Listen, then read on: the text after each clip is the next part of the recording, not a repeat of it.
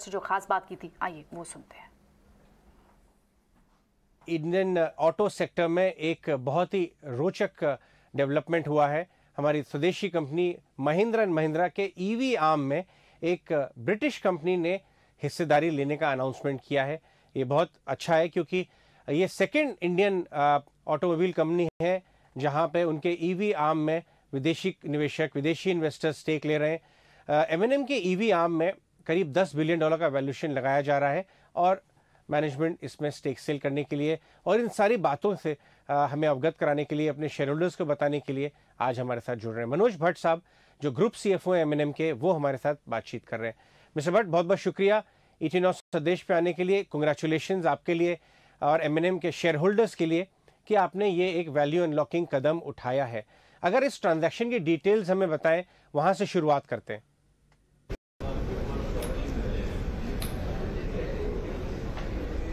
First of all thank you for having me on the show. अगर ये transaction के बारे में देखें तो पहले तो मैं चाहता हूँ ब्रिटिश इंटरनेशनल इन्वेस्टमेंट जो हमारे पार्टनर है जो इन्वेस्ट करे उनके बारे में बताना चाहता हूँ कि वो एक बहुत ही रेप्यूटेड फर्म है जो क्लाइमेट इन्वेस्टिंग और ESG पे बहुत फोकस्ड है और उन्होंने बहुत सारे इन्वेस्टमेंट्स किए हैं।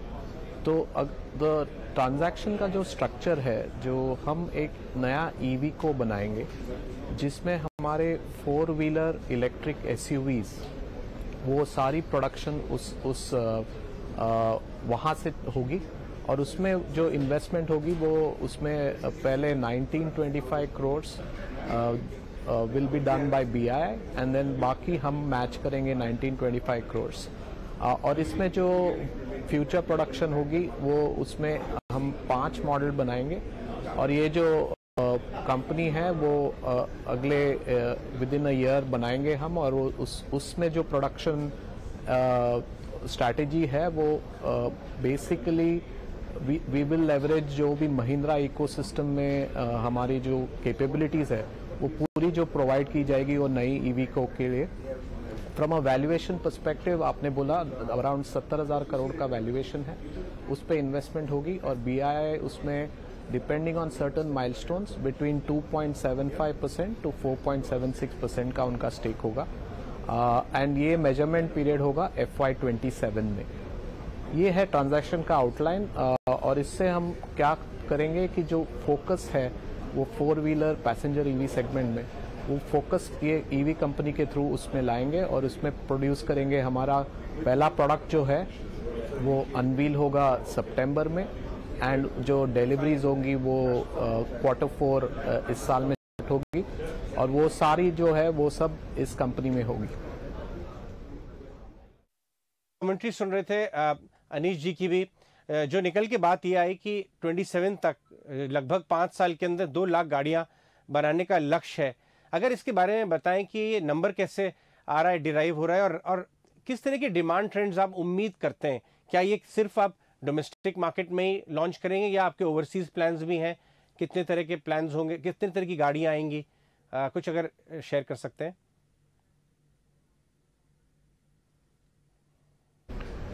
तो अगर हमारा बिजनेस प्लान देखा जाए तो हमने जो अज्यूम किया है, अगर आप इंडिया में देखो 2-3 ट्रेंड्स है। एक तो द इलेक्ट्रिक व्हीकल्स के लिए जो एटमॉस्फेयर है, जो मार्केट डिमांड है वो अगले सालों में काफ़ी स्ट्रांगली डेवलप होगी बिकॉज जो एलिमेंट्स है, नए प्रोडक्ट्स आएंगे, जो चार्जिंग इंफ्रास्ट्रक्चर इम्प्रूव होगा and overall customer approach to that will also change. तो इस हिसाब से हमारा जो एस्टिमेट है कि 20 to 30% of the segment, the SUV segment will be converting to EV। इस बेसिस पे हमने जो प्रोजेक्ट किया है वो 200,000 कार्स पर ईयर लगभग FY27 तक और उसमें से जो है हमारे 5 मॉडल होंगे तब तक। और ये जो बिजनेस प्लान है, ये इस बिजनेस प्लान के बेसिस पे हमने जो प्रोडक्ट रोड मैप बनाया है वो अनवेल होगा अगस्त में। हम पूरी तरह से अनवेल करेंगे कि क्या स्ट्रैटेजी है और कौन से प्रोडक्ट्स लॉन्च होंगे और कौन से टाइमिंग होंगे। जैसे कि मैंने बताया, हमारा पहला प्रोडक्ट जो है वो सितंबर 22 में अनवेल होगा और production and delivery will start in Q4 2020। जी, हमें ये भी जानकारी मिली है कि XUV 400 पहले प्रोडक्ट है जो बाजार में उतरेगी और उसके बाद आप अलग 4-5 गाड़ियां बनाएंगे, क्योंकि जब हम महिंद्रा की बात करते हैं तो XUVs 700 को इतना ज़बरदस्त रिस्पांस मिला। आपकी जो नई गाड़ी है स्कॉर्पियो एन, जो नई स्कॉर्पियो आ रही है रिफर्बिश्ड, उसने पूरा हिला के रख दिया SUV एरिया। तो लोग सोच रहे कि SUV स्पेस में जो EVs आएंगे उनके मन में, उन्होंने देखे नहीं है, इंडिया में आइडिया नहीं है। US में साइबर ट्रक टेस्ला बनाती है और रिवियन एक EV ट्रक बनाती है, तो वो सब इमेजेस माइंड में आ रही हैं। आप अपने प्रोडक्ट लाइन के बारे में थोड़ा बताएं, आप जो अपने SUVs होंगे EV के वो कैसे होंगे, कुछ उसके बारे में बताएं।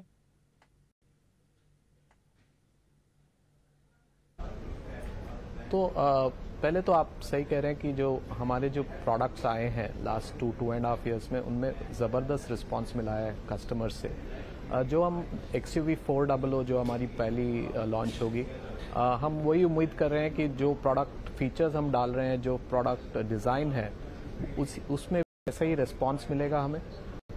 एंड उसका पर जो मैं डिटेल में अभी बात नहीं कर सकता, बिकॉज हमारी जो अनवील है, स्ट्रैटेजी के अनवील अगस्त में है और उसके बाद सितंबर में मॉडल की अनवील है, ऐसे प्लान है।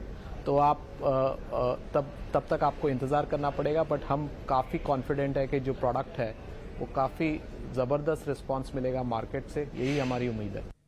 जी बिल्कुल, जी हाँ, हमें मालूम है कि अगस्त 15 अगस्त को आप अपनी और डिटेल्ड बिजनेस प्लान और स्ट्रैटेजी अनवेल करेंगे। हम आपसे तब भी बात करेंगे। लेकिन ये बताएं कि EV एक तरफ डिमांड है, आप जैसी कंपनीज में कैपेबिलिटीज़ हैं डिज़ाइन की और सारे एलिमेंट्स को पुट टुगेदर करने की, लेकिन कहीं ना कहीं इंफ्रास्ट्रक्चर चैलेंजेस हैं। जिस तरह EV स्ट्रेटजी अनरोल हो रही है विदेशों में, शायद उस तेज़ी से हमारे यहाँ ना हो पाए, इन्वायरमेंट में चैलेंजेस हैं। आप उसको किस तरह से ओवरकम कर रहे हैं, कंपनीज कैसे ओवरकम कर रही हैं उसको, और आपको लगता है ये चीज़ धीरे धीरे नॉर्मलाइज होगी आगे जाने में?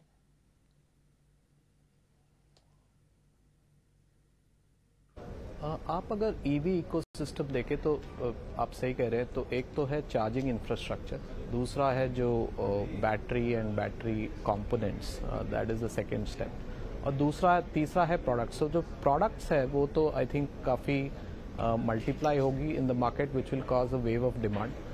From a infrastructure perspective, I think काफ़ी सारी कंपनियों ने आज प्लान्स बनाई हैं कि उसमें इन्वेस्ट करेंगे। Over the next 2 to 3 years हम उम्मीद करते हैं कि जो प्रोग्रेस उस एरिया में होगा, that will then provide the next impetus for EV demand. जो चैलेंजेस आज के डेट में देख रहे हैं, because the volumes are low, as the volumes in EV increase, I think उसमें इन्वेस्टमेंट्स बढ़ेगी चार्जिंग इंफ्रास्ट्रक्चर में और बैटरी टेक में भी जो इम्प्रूवमेंट्स आ रही है, every 2 years technology is improving. Those will then lead to a positive cycle जो EVs में from a demand perspective as well as from a product perspective। Bhatt साहब, जाने से पहले अगर इस ट्रांजैक्शन के बारे में एक बात और जाने कि ये जो वैल्यूएशन अराइव हुआ, उसके बारे में थोड़ा आप अगर शेयर कर सकें कि किस तरह से वैल्यूएशन अराइव हुआ, ये क्या कुछ माइलस्टोन्स के बेस पे है, किस तरह से बना है ये वैल्यूएशन आपके EV आर्म का?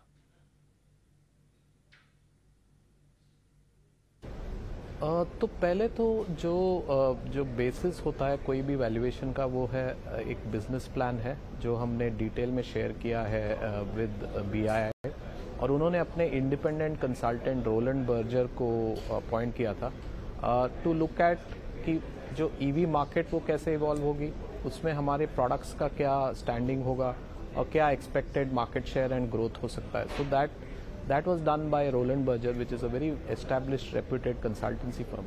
उसके बाद जो इंटेंसिव डिस्कशंस हुई थी कि EV स्ट्रैटेजी क्या है और हमारे और उनके बीच में, BII के बीच में, और उस बेसिस पे जो बिजनेस प्लान जो हमने बनाई थी उस पे उनका जो बाय इन है, उस बेसिस पे हमने बेंचमार्क किया है F27 माइलस्टोन्स पे जो वैल्यूएशन हुआ है, उस बेसिस पे ये वैल्यूएशन निकला है।